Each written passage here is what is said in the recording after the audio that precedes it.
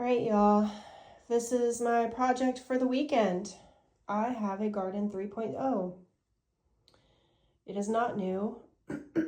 I bought it on Facebook Marketplace, and I am figuring it out as I grow. Figuring it out as I go, but that works too.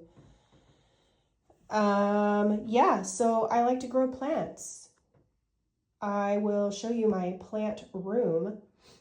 I am naming this one Kale Drogo, possibly Plant Parenthood, or Veggie Smalls. I have not decided yet. Really, he doesn't need a name, but ChatGPT suggested that I name it. If you know anything about me, I have a green thumb, a green forefinger, middle finger, ring finger, pinky, both hands, and all of my toes are green as well. I grew up in a family that grew things, a lot of things, some illegal things.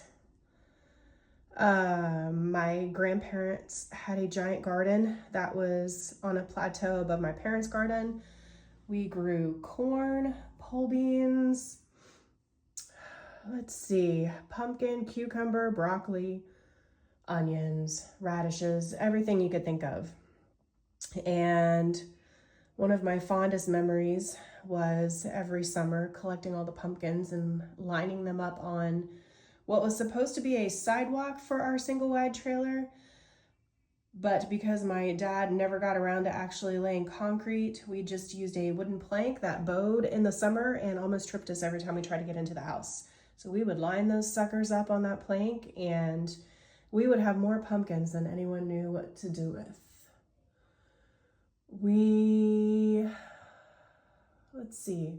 Every summer my brother and I would have to pull weeds, have to water. One of the only pictures I have of my father is of him with a cigarette hanging out of his mouth, holding two giant 10-gallon paint buckets full of water as he was walking through the rows of corn and watering them. One of my fondest memories of my grandmother is her pulling snap peas off the plants in the garden, opening them up and eating them right there. I would help her prep snap peas and snap beans and shuck corn and all of the things. And basically that's how we ate in the summertime. Corn on the cob and tomatoes off the vine. And some onions and green pepper and cucumber sliced up in vinegar with salt and pepper. Yeah, good memories that. So now I am trying my hand at the food part. I live in Texas and it sucks for growing things outside. Every year I've tried, everything's been eaten. Even in raised garden containers, the squirrels, the rabbits, the birds, I don't know what it is. I never saw it. Tried putting chicken wire over it. Never was able to grow anything. However, in my plant room downstairs, it's like a jungle.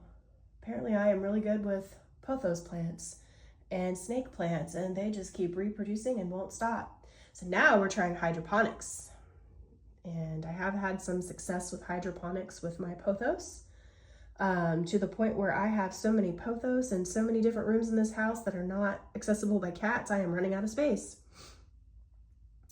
But this is a new foray for me, vertical gardening.